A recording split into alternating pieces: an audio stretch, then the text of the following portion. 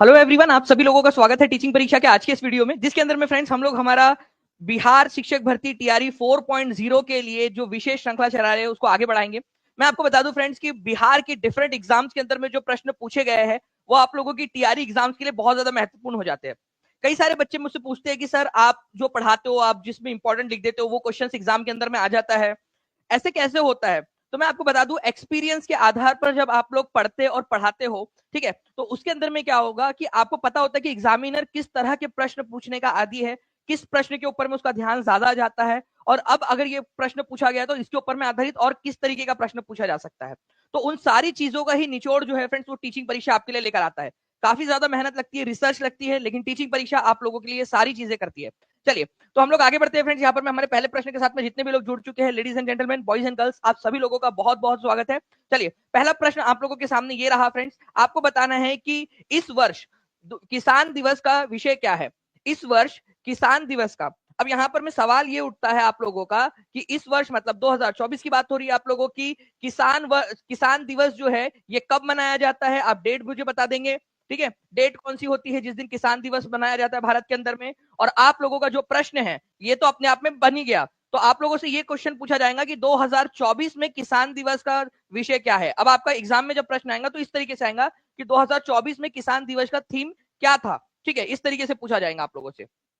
Okay, तो 23 दिसंबर मतलब जो है फ्रेंड्स आज की जो तारीख है उसी दिन जो है वो किसान दिवस मनाया जाता है। आपका किसके जन्मदिन पर मनाया जाता है ये भी मुझे बता दीजिएगा आप लोग, बहुत ही इंपॉर्टेंट है। हमारे भारत के भूतपूर्व प्रधानमंत्री रह चुके हैं चौधरी चरण सिंह जी, ठीक है, इनके जन्मदिन के अवसर पर मनाया जाता है। ये भी अपने आप में एक इंपॉर्टेंट क्वेश्चन है। ठीक है, तो किसान दिवस किसके जन्मदिन के अवसर पर मनाया जाता है? बहुत ज्यादा इंपॉर्टेंट क्वेश्चन, चौधरी चरण सिंह जी के जन्मदिन के अवसर पर मनाया जाता है। ठीक है, इसके अलावा जो है फ्रेंड्स आप लोग याद रखोगे कि किसान दिवस मनाया जाता है आपका 23 दिसंबर को। ये मैंने कई सारे एग्जाम्स के अंदर में देखा है ये क्वेश्चन को पूछते हुए कि कब मनाया जाता है और इस बार की थीम क्या थी। ठीक है, तो ये जो 2024 के लिए जो थीम थी किसान दिवस की वो थी आप लोगों की एम्पावरिंग अन्नदाताज। ठीक है, जो अन्नदाता है हमारे, किसान कौन है हमारे? ठीक है, अन्नदाता है ना, तो एम्पावरिंग अन्नदाता फॉर अ प्रॉस्परस नेशन, एक समृद्ध राष्ट्र के लिए अन्नदाताओं का सशक्तिकरण। अगर अन्नदाताओं का सशक्तिकरण करेंगे हम लोग, हमारे जो किसान हैं उनको हम लोग आगे बढ़ाएंगे, तो हमारा जो देश है वो भी समृद्ध बनता जाएगा। तो समृद्ध राष्ट्र के लिए अन्नदाताओं का सशक्तिकरण, एम्पावरिंग अन्नदाता for a prosperous nation, prosperous मतलब समृद्ध। ठीक है, तो ये समृद्ध देश बनाने के लिए हमें अन्नदाताओं को एम्पावर करना पड़ेगा, ये इस बार की थीम थी। तो ये सारा का सारा पूरा आपका डेटा है, ये आप लोगों ने याद रखना है, इंपॉर्टेंट है। चलिए फ्रेंड्स, बहुत बढ़िया, पहले ही क्वेश्चन के अंदर में जो है 1500 से ज्यादा बच्चे जुड़ चुके हैं। ठीक है, 900 के करीब आप लोगों ने लाइक कर दिया। जल्दी जल्दी से सेशन को लाइक करते रहेंगे, नेक्स्ट क्वेश्चन तक हमारा 1000 प्लस लाइक्स हो जाना चाहिए। ठीक है, ऐसा हम लोग टारगेट रखते हैं।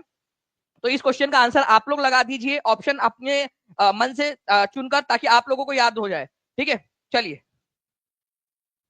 ओके, चलिए नेक्स्ट क्वेश्चन की तरफ में आगे बढ़ते हैं हम लोग। फ्रेंड देखिए, यहाँ पर मैं आपका बिहार शिक्षक जो है टीआरई 3.0125 के अंदर में क्वेश्चन पूछा गया था, who was the militant peasant leader of Bihar. ठीक है, आपको बताना है बिहार का उग्र किसान कृषक नेता कौन था।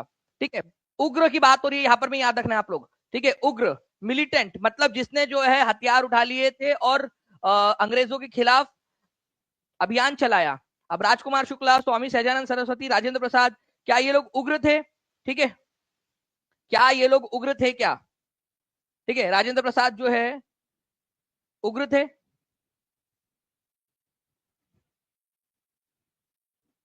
बताइए।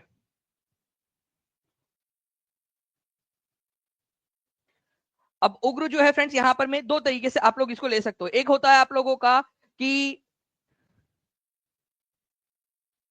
जो है एक यहां पर उन्होंने नरम दल और गरम दल के बारे में आप लोगों ने सुना होगा। एक नरम पंथी जो होता है, नरम पंथी जो किसान या नरम पंथी जो नेता होता है, वो अंग्रेजों के साथ में बात करते समय, ठीक है, लेटर्स लिखकर अपनी जो है यहाँ पर में बातें कह के, ये सारी चीजें कह के जो है फ्रेंड्स यहाँ पर मैं बात करने की कोशिश कर रहा था।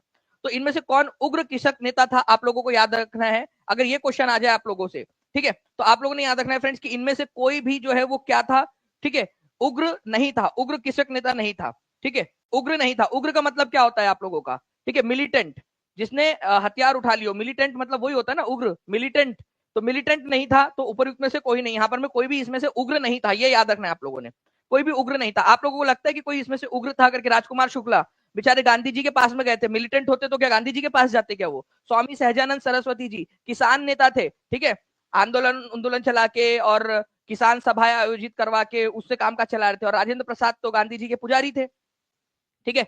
चलिए, तो ये याद रखना है आप लोगों ने फ्रेंड्स कि यहां पर में कोई भी उग्र नहीं था, ये आप लोगों के लिए इंपॉर्टेंट हो जाता है। अब आप लोगों को जो इस प्रकार के जो प्रश्न होते हैं फ्रेंड्स, वो आप लोगों को समझने के लिए, ठीक है, आपका बिहार के अंदर में जो बिहार से रिलेटेड जो क्वेश्चन है वो करना जरूरी है। और आज से जो आपकी न्यू बैच स्टार्ट हुई है, आज जो है फ्रेंड्स मेरी क्लास होने वाली है 2 घंटे की क्लास, और जो है इसमें हम लोग कंप्लीट बिहार जीके पढ़ने वाले हैं, ठीक है, कंप्लीट बिहार जीके, ठीक है, प्रीवियस ईयर क्वेश्चंस जितने भी है उनका कंप्लीट डिटेल्ड एनालिसिस भी हम लोग करेंगे, ठीक है, चाहे हिस्ट्री हो, पॉलिटी हो, ज्योग्राफी हो, इकोनॉमिक्स हो, बिहार की सेंसस हो, बिहार का जो है मिट्टी हो, बिहार की संस्कृति हो, हर चीज के ऊपर में हम लोग प्रकाश डालेंगे। और जितने भी अब तक तैयारी के अंदर में प्रश्न आ चुके हैं बिहार के ऊपर में, उन सारे प्रश्नों को भी हम लोग जो है वो सॉल्व करने वाले हैं, ठीक है, ये याद रखना है आप लोगों ने। तो आज 9 बजे जितने भी बच्चे पेड क्लास में जुड़ चुके हैं, ठीक है, न्यू बैच के साथ में, वो सारे के सारे बच्चे, और ओल्ड बैच को ऑलरेडी न्यू बैच दिया जा चुका है, तो आप लोगों को भी कांग्रेचुलेशन। टीचिंग परीक्षा अपने अभ्यर्थियों को, ठीक है, जितने भी लोग हैं, ठीक है, उनको हमेशा साथ में रहती है, और आप लोगों को सभी जितने भी ओल्ड बैच वाले उन लोगों को सबको न्यू बैच दिया जा चुका है। जो भी बच्चे जुड़ना चाहते हैं अभी भी, ठीक है, आज जुड़ सकते हैं फ्रेंड्स, क्योंकि आज से आप लोगों की मेरी क्लासेस ऑलरेडी क्लासेस स्टार्ट हो चुकी है। आज मेरी क्लास जो है बिहार जीके की क्लास है। चलिए आगे बढ़ते हैं हम लोग। यहाँ पर में Indian standard time remains how much ahead from Greenwich time, ठीक है, बताइए आप लोग, ग्रीनविच मध्यम रेखा से, मतलब ये जो ग्रीनविच मध्यम रेखा है, ठीक है, जहां से अंतरराष्ट्रीय समय डिसाइड होता है, भारत का समय उससे कितना आगे रहता है, ठीक है, भारत का जो समय है वो डिसाइड कौन सी वाली लाइन से होता है, ये भी बता देंगे मुझे आप लोग, कौन सी रेखा है जिससे भारत का समय डिसाइड होता है। ये है आप लोगों का 0 डिग्री लॉन्जिट्यूड, 0 डिग्री देशांतर। भारत का देशांतर कितना है जहां से भारत का समय डिसाइड होता है, वो है 82.5 डिग्री ईस्ट, ठीक है, जिसको आप लोग एक तरीके से क्या लिख सकते हो, 82 डिग्री 30 मिनट ईस्ट भी लिख सकते हो। क्यों? ये 0.5 का क्या मतलब है, ये 30 डिग्री से, ये मैं 30 मिनट से, ये ऑलरेडी मैं आप लोगों को समझा चुका हूं, ठीक है। तो 5.5 घंटे जो है फ्रेंड्स ये आगे रहता है। अच्छा, आगे रहता है या पीछे रहता है, ये भी क्वेश्चन आ सकता है। क्या ये हम लास्ट में आपसे पूछूं? ठीक है, जितने भी बच्चे ध्यान से देख रहे हैं वो लोगों को याद रखना है कि भाई जितना ज्यादा आप ईस्ट में जाते हो उतना समय आगे जाता है। अगर यहाँ पर में जो है फ्रेंड्स मान लीजिए कि 1 बज रहे हैं, ठीक है, 1 PM हो रहा है अगर लंदन में, तो भारत के अंदर में उसी समय में कितने बज रहे होंगे, 5.5 घंटे आगे कर दीजिए, तो 6:30 बज रहे होंगे, ठीक है, 6:30, क्योंकि 5.5 घंटे आगे करना है ना, 1 से 5.5 घंटे और आगे करोगे तो ये हो जाएगा, आगे रहेगा। ओके, चलिए, तो भारत का जो मानक याम्योत्तर है, भारत का जहां से समय डिसाइड होता है 82.5 डिग्री पूर्व है, ये याद रखना है आप लोगों ने। नेक्स्ट क्वेश्चन की तरफ में आगे बढ़ते हैं फ्रेंड्स, बहुत ही important question, silent valley is located in which of the following states. Important mark करेंगे आप सभी इसको, इस क्वेश्चन को। शांत घाटी, 2400 के करीब बच्चे जुड़ चुके हैं फ्रेंड्स 7 मिनट के अंदर में, ठीक है, ये बहुत बढ़िया बात है। 7 मिनट के अंदर 2400 के करीब बच्चे, 1300 बच्चों ने लाइक कर दिया है। देखते हैं कि कितने देर के अंदर में आप सभी लोग मिलकर 2000 प्लस लाइक्स यहाँ पर में कर सकते हैं। सभी के सभी लोग एक साथ जल्दी से यहाँ पर में अपना अपना रिस्पॉन्स दे देंगे, और जैसे ही लाइक कर देंगे फ्रेंड्स, जिन लोगों ने लाइक कर दिया वो लोग हाथ भी ऊपर कर देंगे ताकि मैं देख सकूं नाम आप लोगों के, क्योंकि मैंने आपको पहले ही बताया कि टीचिंग परीक्षा अपने लॉयल स्टूडेंट्स के साथ में हमेशा रहता है। तो यहाँ पर मैं देखना चाहूंगा कि कितने बच्चे लॉयल है जो दो तरफा यहाँ पर में मोहब्बत करते हैं, क्योंकि कुछ लोग होते हैं सिर्फ चाहिए वाला होता है, ऐसा नहीं है। हमारे स्टूडेंट्स जो है वो लॉयल है।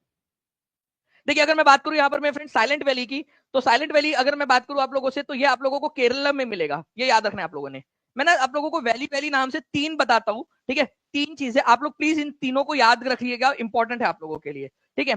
एक है आप लोगों का, ठीक है, पिन वैली, ठीक है, एक पिन वैली नाम से भी एक है आप लोगों का, ठीक है। एक है valley of flowers, valley of flowers, फूलों की घाटी, वैली ऑफ फ्लावर्स, ओके।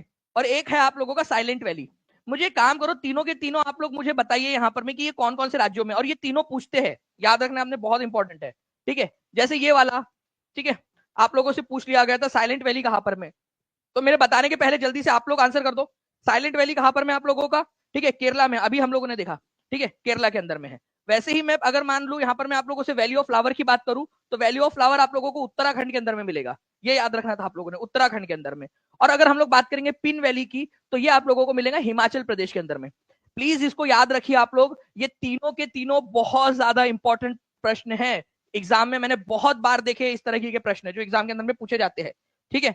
तो प्लीज इनको याद रखिए आप लोग। पिन वैली हिमाचल प्रदेश के अंदर में है, वैली ऑफ फ्लावर्स उत्तराखंड के अंदर में है, साइलेंट वैली जो है केरला के अंदर में है। ये तीनों बहुत ज्यादा इंपॉर्टेंट है आप लोगों के, ठीक है, चलिए नाउ फ्रेंड नेक्स्ट क्वेश्चन की तरफ में आगे बढ़ते हैं। अब आप लोग देखिए फ्रेंड कि साइलेंट वैली जो है ये कहां पर में है, साइलेंट वैली, शांत घाटी, साइलेंट वैली। अब इस क्वेश्चन के अंदर में आपका आंसर छुपा हुआ है, देखिए इसीलिए इंपॉर्टेंट हो जाता है ये आप लोगों का जो है फ्रेंड्स, आपका बिहार उच्च माध्यमिक शिक्षक जो हुआ था पेपर, उसके अंदर में क्वेश्चन पूछा गया आपका साइलेंट वैली वाला। साइलेंट वैली जो है ये संरक्षित क्षेत्र है, इसको प्रिजर्व करके रखा गया है। क्यों रखा गया है, क्योंकि इसके अंदर में जो है वो बहुत ही दुर्लभ प्रजातियां पाई जाती है, ठीक है, बहुत ही दुर्लभ प्रजातियां यहाँ पर में पाई जाती है, इसी वजह से इसको प्रिजर्व करके रखा गया है।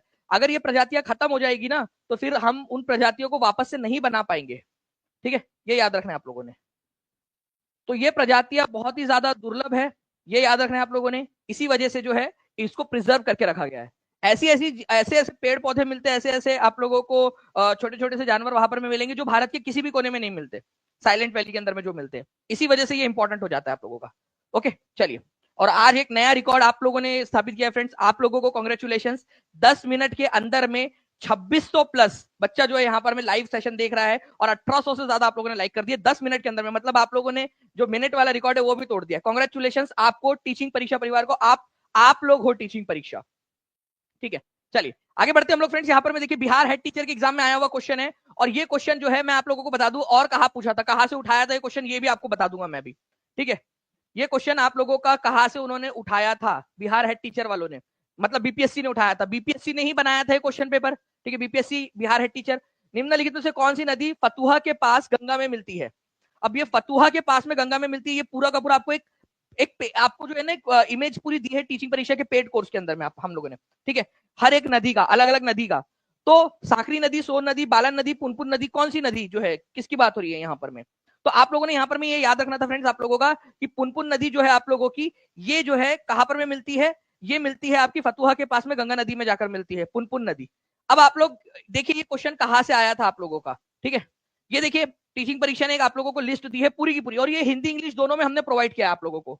ये देखिए पुनपुन नदी के बारे में आपको बताया है, इसकी टोटल लेंथ 200 किलोमीटर है। अब एग्जामिनर को बोलो कि भाई जो क्वेश्चन पूछना है तू पूछ, ठीक है।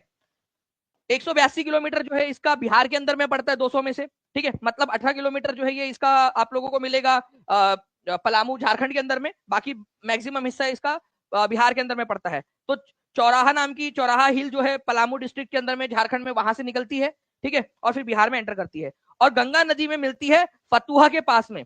देखिए ये देखिए आप लोग यहाँ पर मैं आप लोगों का दिया हुआ था, ये टीचिंग परीक्षा के एक बैच के अंदर में आप लोग देख सकते हो उसको, ओके। और इसके अलावा ये क्यों बनाया था हमने, ये आप लोगों को पूरा बनाकर दिया हमने, ये क्यों बना के दिया, क्योंकि ये क्वेश्चन आ चुका था ऑलरेडी, देखिए 63वीं बीपीएससी में 2018 में। तो टीचिंग परीक्षा की टीम पूरा रिसर्च करके आपको देती है, which of the following rivers joins the Ganga at Fatuha, 63वीं बीपीएससी का क्वेश्चन 2018 का। और ये जो क्वेश्चन था आप लोगों का ये पूछा गया 2024 में, और ये क्वेश्चन पूछा गया 2018 में। कितने साल का गैप है बताओ जल्दी से, गैप भी काउंट करके बता दो कितने साल का गैप है दोनों क्वेश्चन में, फिर भी उन्होंने क्वेश्चन पूछा। तो टीचिंग परीक्षा पर सारे क्वेश्चन पेपर्स अवेलेबल है आप लोगों के, ठीक है जी। कल तक का ऑफर था आयुषी श्रीवास्तव जी आपके लिए, ठीक है, कल तक जितने भी बच्चों ने खरीदा है उन लोगों को ओल्ड वाला भी मिल गया है, और अब जो है न्यू वाला बैच आपका स्टार्ट हो रहा है, हो चुका है, ठीक है। तो जितने भी बच्चे ज्यादा लेट करोगे तो उतना ज्यादा आपको लेट होता जाएगा। तो आज से क्लासेस भी जो है प्रॉपरली पूरी की पूरी आपकी इंट्रोडक्टरी क्लासेस हो चुकी है, अब प्रॉपरली होंगे आपकी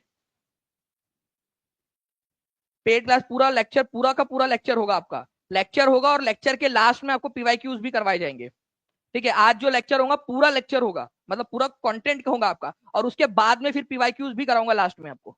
तो आपका आंसर हो जाएगा फ्रेंड्स कि फतुहा के पास में कौन सी नदी मिलती है, पुनपुन नदी मिलती है, ये आपने कर दिया। नेक्स्ट क्वेश्चन की तरफ में आगे बढ़ने से पहले बता दूं आपको कि कंप्लीट बिहार जीके, ठीक है, पूरा कंटेंट पढ़ेंगे और उसके साथ में पीवाईक्यूज भी करेंगे हम उसके, ठीक है। ये लेक्चर हो सकता है आपका मल्टीपल जो है पार्ट में करना पड़े, आज भी करेंगे, कल भी करेंगे, परसों भी करेंगे, और फिर उसके बाद में एक मेगा टेस्ट भी लेंगे हम लोग उसकी, ठीक है, आप लोगों में इंटरनल कंपटीशन करने के लिए कि भाई आप लोग करिए, अच्छे से पढ़िए, थोड़ा सा मोटिवेट होइए एक रैंक लाने के लिए अच्छे से उसमें। तो ये सारी चीजें होंगी। आज 9 बजे आप लोगों की क्लास है, पेड क्लास के अंदर में सभी लोग ज्वाइन हो जाएंगे वहां पर।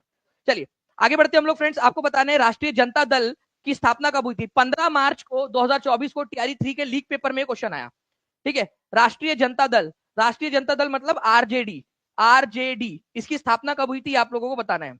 8 में, 96 में, 97 में, more than one of the above, none of the above, ठीक है, जल्दी बताइए। इस तरह के क्वेश्चन में more than one of the above answer नहीं होता। कोई भी अगर मान लो पैदा होना है किसी को, तो वो छोटा छोटा ऐसे मतलब टुकड़े टुकड़े में तो पैदा होगा नहीं वो, ठीक है। तो राष्ट्रीय जनता दल की स्थापना भी हुई तो भाई किसी ना किसी एक समय के अंदर में हुई होंगी। तो इस पार्टी की वेबसाइट से जो डेटा मैंने लिया है आप लोगों के लिए, डायरेक्टली वेबसाइट से, क्योंकि इससे ज्यादा ऑथेंटिक कुछ नहीं हो सकता, इसकी वेबसाइट से। तो इस पार्टी का जो जन्म है 1997 के अंदर में हुआ था बाय लालू प्रसाद यादव। ठीक है, इसकी वेबसाइट के ऊपर में ये लिखा हुआ है। इसी वजह से जो है फ्रेंड्स आंसर क्या हो जाएगा आप लोगों का, 1997 हो जाएगा यहाँ पर में। ये याद रखना है आप लोगों ने, इसकी वेबसाइट के ऊपर में ही लिखा है। ओके, इसकी वेबसाइट के ऊपर में। ओके, तो आंसर इसका है 1997 आप लोगों का। तो ये प्लीज याद रखिएगा। इसके अलावा जो है फ्रेंड्स मैं आप लोगों को कुछ चीजें बताना चाहूंगा। मैं एक नॉलेज कैप्सूल लेने वाला हूँ। नॉलेज कैप्सूल के बारे में कितने लोगों को पता है? न्यू बच्चे जो जुड़े उनको नहीं पता होगा, लेकिन ओल्ड बच्चों का तो फेवरेट फूड हो चुका है वो। ठीक है, जितने भी बैच 1 के अंदर में पढ़ रहे थे उनका फेवरेट है नॉलेज कैप्सूल। मतलब नॉलेज कैप्सूल के नाम से एकदम जैसे जैसे कुछ लोग ड्रग्स के आदी हो जाते हैं, कुछ लोग चाय के आदी हो जाते हैं, कुछ लोग खाने के आदी हो जाते हैं, बच्चे नॉलेज कैप्सूल पेड क्लास के अंदर में नॉलेज कैप्सूल के आदी हो चुके हैं। ठीक है, कितने लोगों को पसंद है वो भी बता दीजिएगा हाथ ऊपर करके कि कितने लोगों को पसंद है नॉलेज कैप्सूल। तो भाई आप लोगों के लिए एक नॉलेज कैप्सूल मैं लेने वाला हूँ, जिसके अंदर में आप लोगों को जो नेशनल पार्टीज है, राष्ट्रीय दल जो होते जितने भी, ठीक है, वो उनके स्थापना के ईयर, उनकी क्राइटेरिया क्या होता है, वो सारी चीजें मैं बहुत जल्दी लेने वाला हूँ एक एक्स्ट्रा क्लास के अंदर में आप लोगों के लिए। ठीक है, तो ये भी गुड न्यूज आप लोगों को दे दे रहा हूँ मैं। ठीक है, चलिए। भारतीय जनता पार्टी, क्योंकि देखिए आप लोगों का टीआरई 2 में क्वेश्चन आया था, तो ये एक नेशनल लेवल की पार्टी है, तो ये क्वेश्चन आप लोग आराम से कर लोगे इस तरीके के जब भी प्रश्न आएंगे आपके। तो देखिए यहाँ पर मैं बताइए भारतीय जनता पार्टी की स्थापना कब हुई थी? तो इस तरह के प्रश्न आप लोग आराम से उड़ा दो। ठीक है, नॉलेज कैप्सूल बेस्ट होता है sir, best medicine ever. Thank you Arnav ji, बहुत बहुत शुक्रिया। चलिए आगे बताइए, यहाँ पर मैं आप लोग भारतीय जनता पार्टी की स्थापना जो है कब हुई थी? 1951 में नहीं हुई थी, 1998 में भी नहीं हुई थी, 1980 के अंदर में हुई थी, ये याद रखना है आप लोगों ने। ठीक है, 1980 के अंदर में। तो 6 अप्रैल 1980 को जो है आप लोगों ने याद रखना है कि भारतीय जनता पार्टी की जो है वो स्थापना हुई थी। भारतीय जनता पार्टी राष्ट्रीय स्वयंसेवक संघ जो है उसकी एक आइडियोलॉजिकल शाखा है आरएसएस की। आरएसएस का हेडक्वार्टर्स कहां पर में? आरएसएस का नाम कितने लोगों ने सुना है? ठीक है, ये एक संस्था है, ठीक है, जो कि हिंदुत्व के विचार को आगे बढ़ा रही है और बाकी सारी चीजें उस तरीके से वो करती है। ठीक है, आरएसएस। ठीक है, इसके ऊपर में बैन भी लगा दिया था एक बार सरदार वल्लभ भाई पटेल ने, गांधी जी की जब हत्या हुई थी। ठीक है, तो गांधी जी की हत्या होने के बाद में आरएसएस के ऊपर में बैन लगा दिया गया था, क्योंकि उनका मानना था सरदार वल्लभ भाई पटेल का कि भाई वो नाथुराम गोडसे जो था इनकी आइडियोलॉजी से प्रभावित था करके आरएसएस की। चलिए, तो बाद में वो बैन हटा। और आरएसएस जो है फ्रेंड्स इसका हेडक्वार्टर्स जो है आप लोगों को ये बता दूं मैं नागपुर में है। ठीक है, नागपुर के अंदर में। ओके, नागपुर में है। उसी की एक आइडियोलॉजिकल शाखा, उसी की पार्टी है, ये समझ लीजिए, उसी का बच्चा है, आरएसएस का बच्चा है बीजेपी। ओके, चलिए। नाउ फ्रेंड्स, ये जब हम लोग करेंगे नेशनल पार्टी वाला नॉलेज कैप्सूल करेंगे, तो उसके अंदर में आप लोगों को बहुत सारी चीजें पढ़ने के लिए मिलेंगी।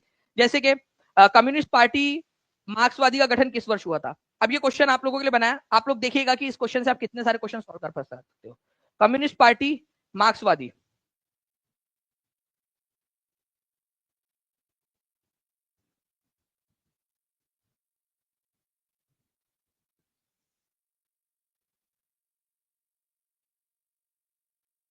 देखिए एक्चुअली में ना communist party of India CPI, communist party of India, इसका गठन हुआ था 1925 के अंदर में। ठीक है, बाद में कम्युनिस्ट पार्टी ऑफ इंडिया बहुत सारे पार्ट्स में टूट गई। उन्हीं में से एक था आपका कम्युनिस्ट पार्टी ऑफ इंडिया या भारतीय कम्युनिस्ट पार्टी मार्क्सवादी। ठीक है, कम्युनिस्ट पार्टी एम। ओके, तो कम्युनिस्ट पार्टी ऑफ इंडिया मार्क्सवादी, इसका गठन जो है वो 1964 के अंदर में हुआ था, ये याद रखना है आप लोगों ने। 1964 के अंदर में, बहुत ही इंपॉर्टेंट पॉइंट है, आप लोगों का एग्जाम के अंदर में पूछे जाने की प्रबल संभावना बनती है। ठीक है, तो 1964, 1964, ये याद रखना है आप लोगों ने। तो कम्युनिस्ट पार्टी ऑफ इंडिया की स्थापना कब हुई थी, ये क्वेश्चन आप लोग लिखिए, ये पॉइंट लिखिए आप लोग सभी लोग जल्दी से। ठीक है, 2297 लाइक्स हो चुके हैं फ्रेंड्स। हम लोग अभी जो हमारा नेक्स्ट टारगेट है 2500 का, उसके भी पास पास पहुंचते जा रहे हैं। सभी लोग अपना अपना योगदान देते रहेंगे। और जिन लोगों ने टीचिंग परीक्षा चैनल को सब्सक्राइब नहीं किया, चैनल को सब्सक्राइब जरूर कर लेंगे आप लोग।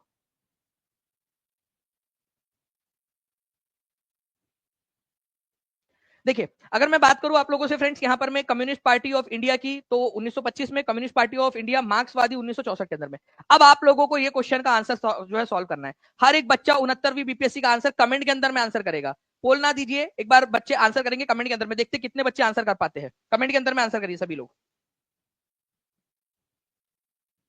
कमेंट के अंदर में आंसर करते जाएंगे।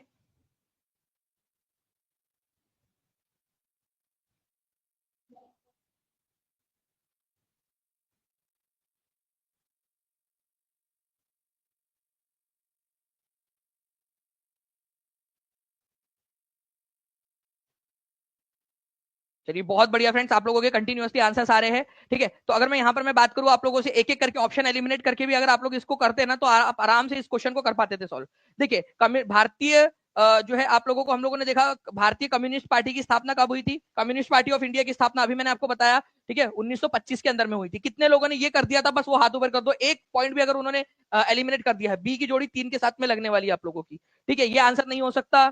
ठीक है, ये आंसर नहीं हो सकता, ये नहीं हो सकता। आंसर केवल एक जगह पे दिया हुआ है, आंसर हो गया खत्म आप लोगों का। ठीक है, इतना सिंपल था ये क्वेश्चन, और ये आप लोगों का 69वीं बीपीएससी के अंदर में आया हुआ क्वेश्चन है। ठीक है, टीचिंग परीक्षा ने आपको सारे के सारे ये क्वेश्चन पेपर्स अवेलेबल करवा के दिए है बीपीएससी टीआरई 4.0 के कोर्स में।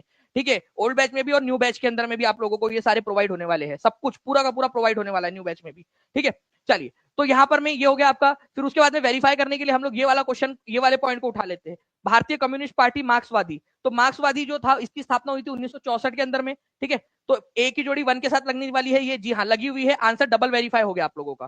ठीक है, ए की जोड़ी 1 के साथ में लगने वाली है। अब जो है फ्रेंड्स बहुजन समाज पार्टी और all India Trinamool Congress, please इसको कमेंट में हर बच्चा लिखेगा।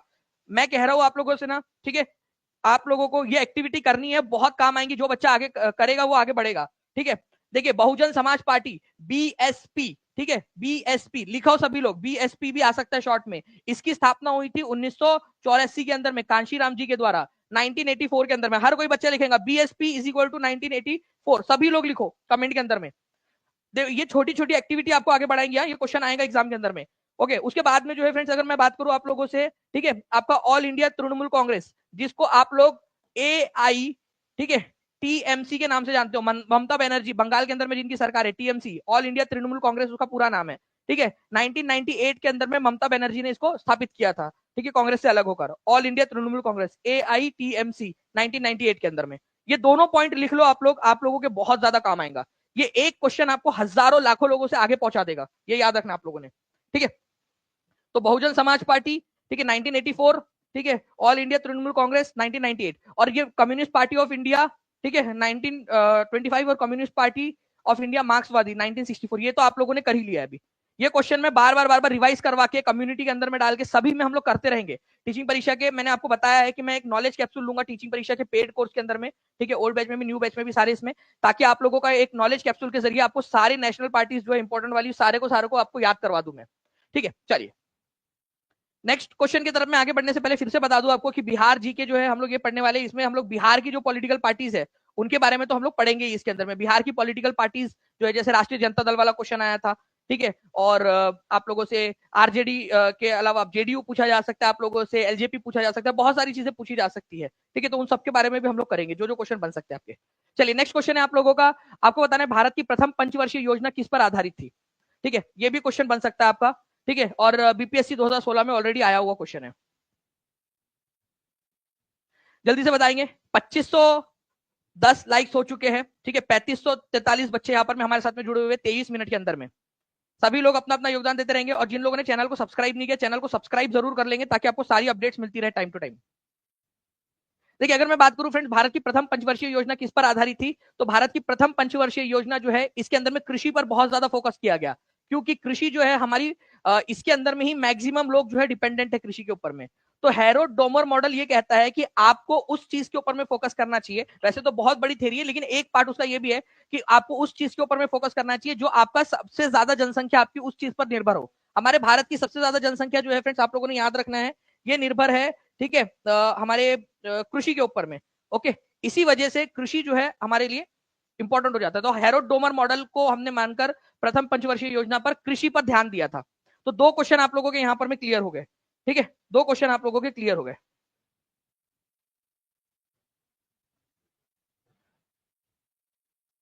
चलिए नेक्स्ट क्वेश्चन की तरफ में आगे बढ़ते हैं हम लोग हमारे।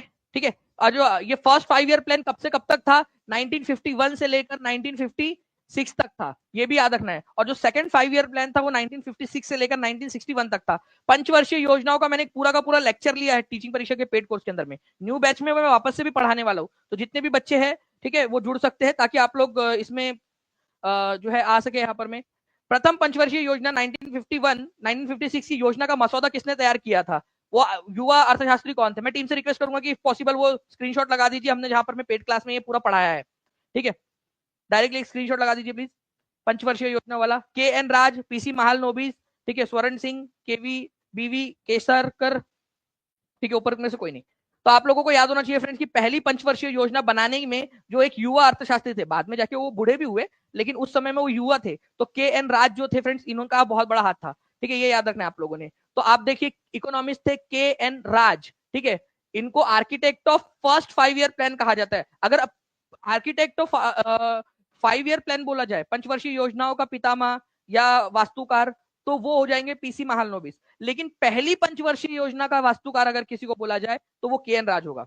बात की गहराई को समझो, अगर पहली पंचवर्षीय योजना का वास्तुकार बोला जाए तो के एन राज, और अगर ओवरऑल पंचवर्षीय योजना का वास्तुकार बोला जाए तो आप लोगों का आंसर होगा पीसी महालनोबिस। समझ में आया क्या? अगर समझ में आ गया है तो कमेंट के अंदर में एक बार लिख दो, ताकि आप लोगों को याद हो जाए हमेशा हमेशा के लिए। ठीक है, अगर समझ में आ गया तो फर्स्ट वाली का के एन राज, अगर ओवरऑल पूछा जाए तो पीसी महालनोबिस लिख दो, ताकि आप लोगों की अंडरस्टैंडिंग अपने आप में ही जनरेट हो जाए। ठीक है, फर्स्ट वाली केवल के एन राज, बाकी ओवरऑल बोला जाए तो पीसी महालनोबिस।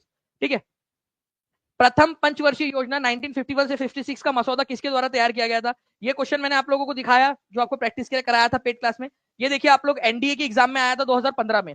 टीचिंग परीक्षा की टीम एक एक क्वेश्चन के ऊपर में रिसर्च करती है, तभी आपको पढ़ाती है। तो आपकी सफलता सुनिश्चित करने के लिए टीचिंग परीक्षा के साथ में जुड़ जाइए, ताकि आप लोगों की सफलता सुनिश्चित हो। सिलेक्शन के साथ में रैंक लाने की भी ताकत है आप लोगों के अंदर। देखिए, अगर 1951 से 56 का मसौदा किसके द्वारा तैयार किया गया था, तो के एन राज के द्वारा तैयार किया गया था। आप लोगों ने आंसर कर दिया होगा कमेंट के अंदर में, मैं ऐसी उम्मीद करता हूँ। एक्टिविटी करते रहिए आप लोग। ओके, कहां पर सर्वप्रथम छपाई तकनीक का विकास हुआ था? प्रिंट टेक्नोलॉजी का। ठीक है, ये आप लोगों को जो है फ्रेंड्स, आप लोगों की बुक में दिया हुआ है। ठीक है, एनसीईआरटी के अंदर में भी दिया हुआ है और एससीईआरटी में भी दिया हुआ है, दोनों में दिया हुआ है। एनसीईआरटी प्लस एससीईआरटी दोनों में दिया हुआ है ये वाला पॉइंट। और आपके लिए खुशी की बात यह है कि टीचिंग परीक्षा के 4.0 की बैच में आपको एनसीईआरटी भी पूरी प्रोवाइड कर दी गई है और एससीईआरटी भी पूरी प्रोवाइड कर दी गई है। ठीक है, तो आपका चाइना में, जापान में और कोरिया में ऐसा लिखा हुआ है उस पुस्तक के अंदर में आपके। ठीक है, कि इन जगहों के ऊपर में तकनीक का सर्वप्रथम जो है छपाई तकनीक का इस्तेमाल हुआ था। तो answer more than one of the above हो जाएगा। ये देखिए, टीचिंग परीक्षा का लोगो भी आप देख सकते हो, टीचिंग परीक्षा का प्रोवाइड किया हुआ है पूरा आप लोगों को। ठीक है, तो प्रिंट टेक्नोलॉजी कहां पर में डेवलप हुई थी? चाइना में, जापान में और कोरिया में। हिंदी इंग्लिश दोनों में आप लोगों को प्रोवाइड कर दिया गया है। ठीक है, यहां पर में भी आप देख सकते हो कि मुद्रण की सबसे पहली तकनीक चीन, जापान और कोरिया में विकसित हुई थी डायरेक्टली। ठीक है, क्वेश्चन आप लोगों का। तो ये पूरे के पूरी चीजें वेल रिसर्च तरीके से आपको प्रोवाइड कर दी गई है। ठीक है, और आज रात में हम लोग पढ़ने भी वाले हैं पूरा का पूरा, तो आप उसमें भी ज्वाइन हो सकते हैं। ओके, तो मोर than one of the above answer इसका हो जाएगा, चाइना, जापान, कोरिया। अब अगले बार अगर ये क्वेश्चन आता है तो डायरेक्टली प्लीज लगा दीजिएगा इस क्वेश्चन को, आप लोग डायरेक्टली लगा दीजिएगा आप लोग। 2681 लाइक्स हो चुके हैं। ठीक है, हम लोग केवल और केवल जो है फ्रेंड्स करीब करीब 319, अब 300 केवल 16 लाइक्स दूर है हम लोग 3000 से। चलिए आगे बढ़ते हैं हम लोग। यहाँ पर मैं देख सकते हो आप लोग, प्रथम पंचवर्षीय योजना, ये मैंने कहा था ना कि टीचिंग परीक्षा को लगा दीजिए, कि हमने पढ़ा है। देखिए यहाँ पर मैं के एन राज मैंने लिखा है, यहाँ पर मैं भारत को पहले 2 दशकों के दौरान धीरे धीरे जो है वो ग्रो करना चाहिए, इन्होंने कहा था। और पहली जो आप लोगों की प्रथम पंचवर्षीय योजना थी, ठीक है, उसको तैयार करने का जो श्रेय दिया जाता है, वो भी आप लोगों को प्रथम पंचवर्षीय योजना का के एन राज को दिया जाता है। आप देख सकते हो दानिश सर आपके, ठीक है, हमारे दानिश सर और के एन राज, यहाँ पर मैंने लिखा हुआ है, आप लोगों को समझाया था पूरा का पूरा इस क्वेश्चन को। जितने भी बच्चों ने सेशन देखा है पेड क्लास के अंदर में, उन लोगों को पूरा याद होगा। ठीक है, चलिए, और आज हम लोग जो है फ्रेंड्स, आज से पेड क्लास के अंदर में जो है वो क्लासेस स्टार्ट भी करने वाले हैं। आज आपका कंप्लीट बिहार जी के होने वाला है। क्लास के बाद में मैं पीवाईक्यूज भी कराऊंगा आप लोगों को, ताकि आप लोगों की अंडरस्टैंडिंग भी हो सके कि किस प्रकार से क्वेश्चन पूछे जाते हैं एग्जाम के अंदर में। ठीक है, नाउ, जब महात्मा गांधी को दक्षिण अफ्रीका में एक ट्रेन से धक्का देकर बाहर फेंक दिया गया था, ये आप लोगों का यूपी पुलिस की एग्जाम के अंदर में क्वेश्चन आया था फ्रेंड्स, और कभी भी अब आप लोगों की एग्जाम में भी पूछे जाने की संभावना है। ठीक है, जब गांधी जी को दक्षिण अफ्रीका में एक ट्रेन से धक्का देकर बाहर फेंक दिया गया था, तब उस समय वो कहाँ यात्रा कर रहे थे? ठीक है, आपको पता है फ्रेंड्स, एक घटना घटी थी जिससे गांधी जी की जिंदगी बदल गई। ठीक है, कैसे बदल गई गांधी जी की जिंदगी? गांधी जी जो है उन्होंने फिर आंदोलन स्टार्ट कर दिए, है ना। तो गांधी जी उस समय कहां से कहां जा रहे थे? तो गांधी जी जो है वो फ्रेंड्स वो ट्रेवलिंग कर रहे थे डरबन टू प्रिस्टोरिया। ठीक है, तो वो उस समय प्रिस्टोरिया की यात्रा कर रहे थे, प्रिस्टोरिया जा रहे थे, प्रिस्टोरिया नाम की एक जगह है, वहां पर में जा रहे थे। फर्स्ट क्लास का टिकट लिया था उन्होंने। ठीक है, जो ऑफिशियल पर्पस के लिए होता था, उन्होंने टिकट महंगा वाला लिया, फर्स्ट क्लास का। ठीक है, लेकिन उनको जो है धक्का देकर बाहर निकाल दिया गया। ठीक है, और बोला गया कि भाई ये तुम्हारे जैसे लोगों के लिए नहीं, ये हमारे लोगों के लिए, मतलब कलर प्रोजिडाइज किया गया था उनके साथ में। ठीक है, नस्ल भेदी जो है टिप्पणी की गई उनके ऊपर में, और उनको बाहर फेंक दिया गया। तो वो डरबन से प्रिस्टोरिया जा रहे थे। ठीक है, डरबन में थे। ठीक है, डरबन से, ठीक है, प्रिस्टोरिया की यात्रा कर रहे थे। तो 1 इज द करेक्ट आंसर यहाँ पर में। ठीक है। तो डरबन टू प्रिस्टोरिया वो जा रहे थे, ये याद रखना है आप लोगों ने, और उनको बाहर फेंक दिया गया था। तो ये एक इंपॉर्टेंट पॉइंट है, गांधी जी के जीवन का ये एक बहुत बड़ा मोड़ था। ठीक है, ये याद रखना है आप सभी लोगों ने, इंपॉर्टेंट पॉइंट एग्जाम के अंदर में पूछा जा सकता है। नाउ फ्रेंड्स, आप लोगों में से कितने लोग हैं जो 5 बजे वाली क्लास को जो है वो देखते हैं अच्छे से? 5 बजे वाली क्लास मतलब आप लोग समझ लीजिए कि कम से कम 10 एग्जाम जो है वो क्लियर कराने का आपका मादा रखती है। जो भी बच्चे देखते हैं उन बच्चों को एक क्वेश्चन जो है फ्रेंड्स यहाँ पर मैं दे रहा हूँ, आप लोग देखिए, ये एसएससी सीपीओ का। मैंने आप लोगों से कहा था कि 10 एग्जाम जब मैं कह रहा हूं तो मैं हवा में बात नहीं करता। ठीक है, जब मैं कह रहा हूं मतलब आप लोगों को मैं प्रूफ के साथ में दिखा सकता हूँ। कल जब मैं आप लोगों के लिए जो है फ्रेंड्स ये तैयार कर रहा था पूरा, तो मुझे एक और क्वेश्चन मिला। ठीक है, एसएससी सीपीओ एसआई का 13/12/2019 का क्वेश्चन। हैली धूमकेतु, धूमकेतु के बारे में आपको पढ़ाया था मैंने, आप लोगों को आपके सुबह 1 बजे वाली क्लास में भी कराया मैंने। ठीक है, 5 बजे वाली क्लास में भी मैंने पढ़ाया धूमकेतु के बारे में। अब आप देखिए धूमकेतु के ऊपर में क्वेश्चन एसएससी सीपीओ में भी पूछ लिया। ठीक है, तो भाई ये सब मेरे सबकॉन्शियस माइंड में है कि ये क्वेश्चंस पूछे जाते हैं, क्योंकि मैंने बहुत लंबा समय जो है रात रात भर जाग जाग कर मैंने जो है प्रीवियस ईयर क्वेश्चंस देखे हैं। ठीक है, ठीक है, 2 ऑप्शन दे दिया है सर, बिल्कुल 2 ऑप्शन नहीं दिया गया है, उन्होंने एक ही दे दिया है। यहाँ पर मैं देखो 75 से 76 वर्ष, 2 अलग अलग ऑप्शन में नहीं दिया है उन्होंने, एक ही ऑप्शन दिया। मैंने आपको बोला था कि 75 दिया जाता है या तो 76 दिया जाता है, यहाँ पर मैं 75 76 एक साथ दे दिया है उन्होंने। तो यहाँ पर मैं आंसर यही होगा आपका। ठीक है, 75.3 ईयर्स होता है, लेकिन थोड़ा आगे पीछे जो है करने की वजह से 75 76 ये मान लेते हैं हम लोग। मैं आप लोग अगर चाहो तो मैं इसके बारे में आप लोगों को काफी सारी जानकारी दे सकता हूँ। क्वेश्चन ये पूछा जा सकता है कि लास्ट बार कब दिखा था, तो भाई लास्ट बार ये तुम्हारे चचा का लड़का जो था ये 1986 में आया था। ठीक है, अब अगले बार कब आने वाला है ये भाई, तो ये अगले बार जो है फ्रेंड्स ये आप लोगों का 2062 में आने वाला है। ठीक है, 2062 के अंदर में आने वाला है। ओके, 1986 के अंदर में आया था पिछले बार, अभी 2062 के अंदर में आएगा ये। ओके, इसके अलावा जो है फ्रेंड्स ये एक एडमंड हेली करके एक व्यक्ति थे, एडमंड हेली, उन्होंने 1682 के अंदर में उसको पहली बार ऑब्जर्व किया था। देखा तो हमारे पूर्वजों ने भी होगा, लेकिन उनको कुछ समझा नहीं होगा। तो 1682 के अंदर में जब ये आया था 1682 के अंदर में, तो एडमंड हेली करके एक व्यक्ति थे, एडमंड हेली, उन्होंने इसको ऑब्जर्व किया था, इसी वजह से उसको हेलीज कॉमेट नाम दिया गया। एडमंड हेली ने ही उसकी गणना की थी, उसकी जो रफ्तार थी ना जाने की।